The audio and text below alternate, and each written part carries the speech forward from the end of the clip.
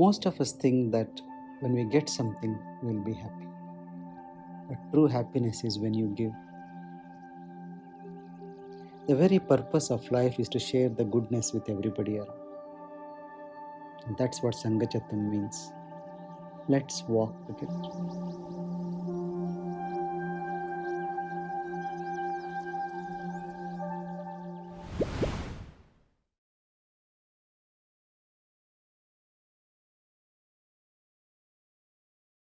Mhm. There's one more question about how to deal with friends and colleagues in a difficult situation. What sort of skills you need to have? Can you say what you feel, or should you be, you know, more thoughtful about what you say and how you say about things? I will give you another example to explain this from what I have learned. I was a year one registrar. That means I was a third year anesthesia trainee in Birmingham. And it was my first posting in intensive care.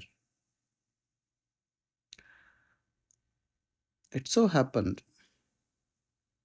that one day when I was doing a night shift, I was called to the emergency department to support a young man, a 25, 26-year-old man, otherwise fit and well. Uh, he just had a cough and a cold and a fever, and then he was not getting better. In fact, he was starting to struggle to breathe.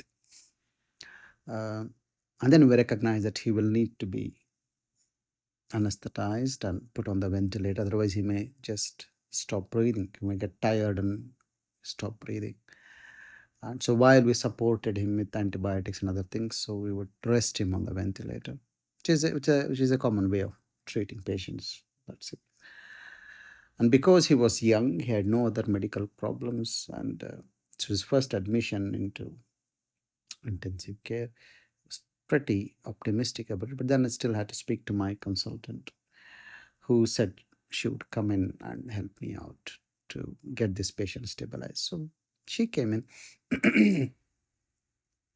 and then we tried to anesthetize, give anesthesia to this patient to put him on the ventilator.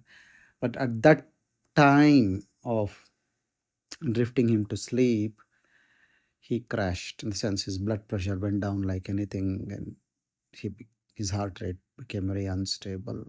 Uh, to cut the long story short, he died. Okay, he did not respond to resuscitation, and it was very shocking to me because I was there with him for the last half an hour to 1 hour or so. Since I went to ER, I spoke to him. I got history from the family. He was sick, but he was cheerful, And he also asked me a very leading question that I'm scared of hospital the first time I'm here. I'll be okay, right? I'll be going home, right? I said, yes, yes. Don't worry. We'll look after you. Now, it's very bizarre. I don't know what feeling it is to speak to somebody over the last hour or so, and then the next 5 minutes you see is dead. Okay, it's a very difficult feeling to die. Unless you've been in the medical specialty, it's a very difficult feeling to digest. But my consultant was there. She took over the whole thing, and we went and spoke to the family. It was a difficult conversation. And after we came out, she gave me a very useful professional advice. She told me when a patient is referred to intensive care, if you have to speak to the family, never give them any hope regarding the outcome, but never forget to reassure them that you'll be doing your best. You will do whatever it takes to help the patient.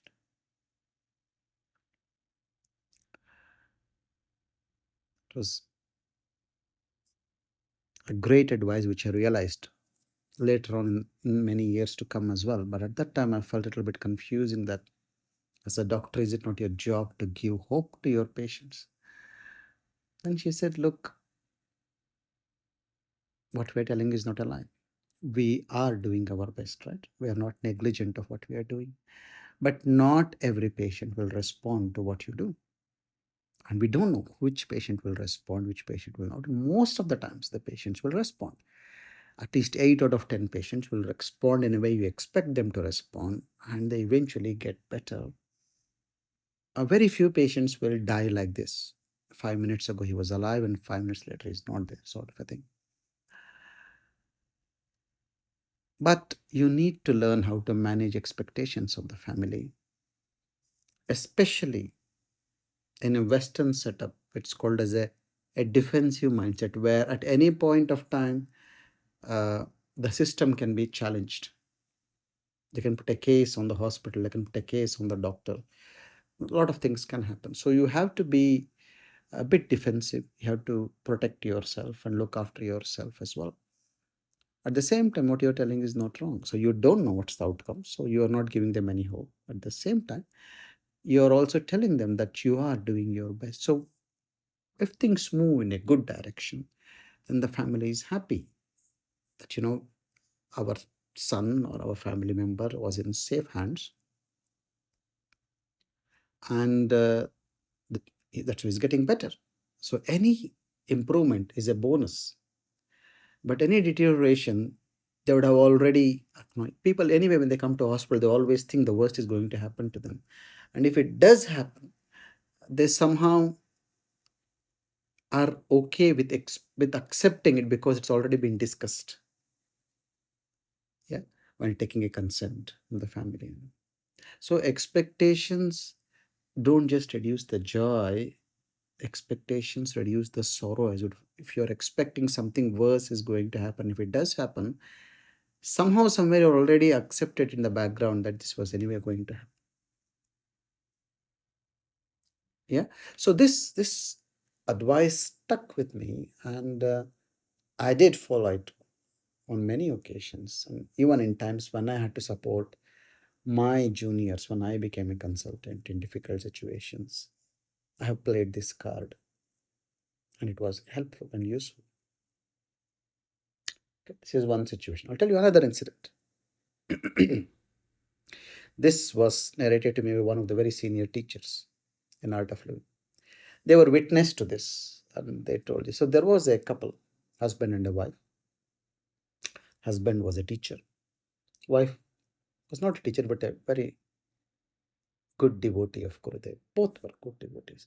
And the wife, though not a teacher, was more devoted to Gurudev than her husband. Relative terms. She would say, if Gurudev is there, nothing will happen. That sort of she's strongly a strong faith in Gurudev.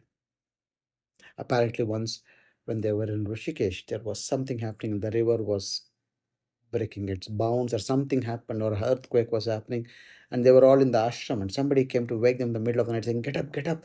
Something is happening. We all have to evacuate." She said, "Oh no, go to sleep. Guruji is there. Don't worry." So that sort of a strong faith in that nothing can happen to me, Guruji is there, sort of a thing. Now it so happened that this teacher husband fell sick and started getting sicker and weaker.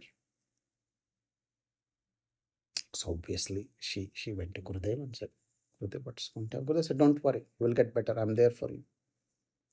And this went on a few months, and then Gurudev kept on reassuring her that my eyes are on him. I'm looking after him. Don't worry. Things will get better. But he didn't get better, and then he passed away. Now, this teacher who was narrating this incident, who was a witness to all this was happening, he asked Gurudev, "Gurudev, can I ask you something?" The doctors had no hope in him. We all saw him slowly degenerate. I'm sure she also knew that he wouldn't make it. But you kept on giving hope that, you know, he'll get better. Don't worry, he will get better. So Gurudev looked at him and said, that's a guru's job, isn't it? To give hope. That is my job. Even if there is 0.0001% of something happening, if you ask, is it going to happen? I will say yes. So my job is to make you strong, to look forward for that happening and to be ready for it and to go for it.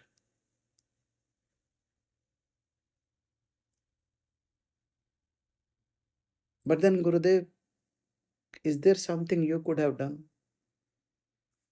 You know,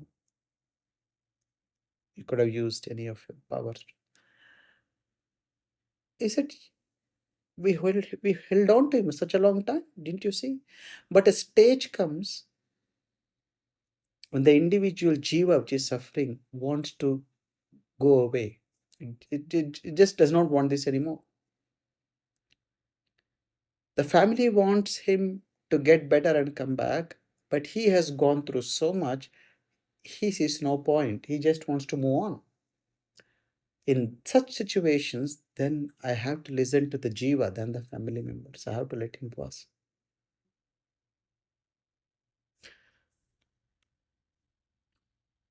Are you getting? See, there are two different situations, two different approaches.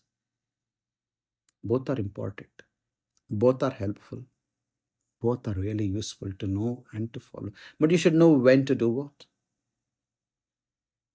If you are living in a situation, an environment where you will be held responsible, where you will be held accountable, where you are likely to be scrutinized in spite of all your competencies, there it's okay to be a bit defensive, to be a little bit pessimistic. At the same time, do your best. Doing your best while not giving any grand hopes to anybody. Because, first of all, you don't know.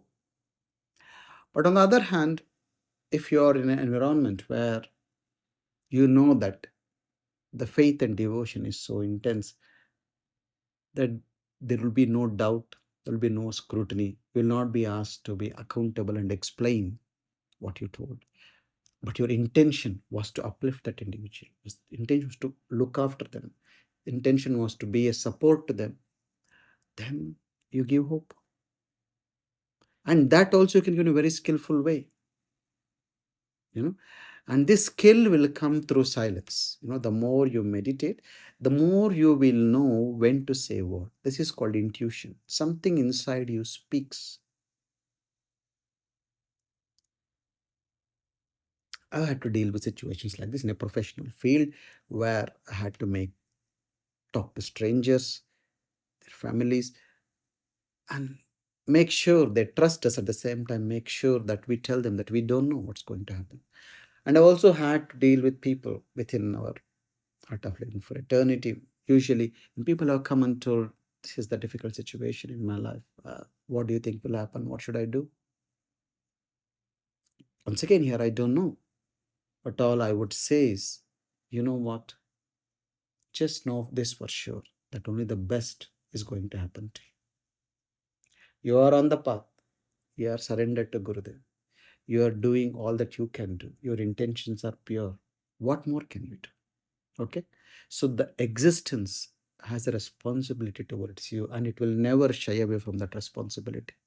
You will be looked after, and only the best will happen to you.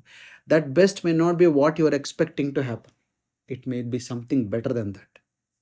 Okay, it may not always be what you want to happen, but whatever is going to happen will be for the best. And in any situation, in all these points, I am here for you. Feel free to talk to me, connect to me, ask me. Whatever I can do to you, I'm here. I'm here for you to. I know that I'll pray for you. I'll meditate for you. You do the same for yourself. And then share your merit with everybody around the world. Even though you think you need so much of blessings, you also learn to bless the world. You just have that pure heart and big intention, generosity. And then see. And more often than not, it is not the outcome that matters. It is just that you were there in both situations. You were sincere, you were honest, and you did your best to support somebody who really came to you for support. Do you see what I'm saying? Yeah. So in life, you need to keep your eyes and ears open and look around. In that situation, be able to learn quite a lot how to handle things, how to deal with situations. And the more in silence you are, the more in knowledge you are, the more meditative you are, the more something from deep inside you will speak and handle the situation. The more conscious you are, the more aware you are. These are not just impulsive talks. You just soak the situation and then come up in a very measured, calm, and a spontaneous as well way. Are you getting what I'm saying? So, this is not a reaction, it's a response. In a worldly situation, you have to respond in a skillful way. In a very personal situation, here also you need to respond in a skillful way. But both may be completely opposite in the way you are dealing with the individual. But in both cases, the outcome may be worse, the outcome may be disastrous. Does not matter. But are you doing your best to make the situation any better what it is? That means you are acting responsibly in that situation. Got it? Jai Gurudev.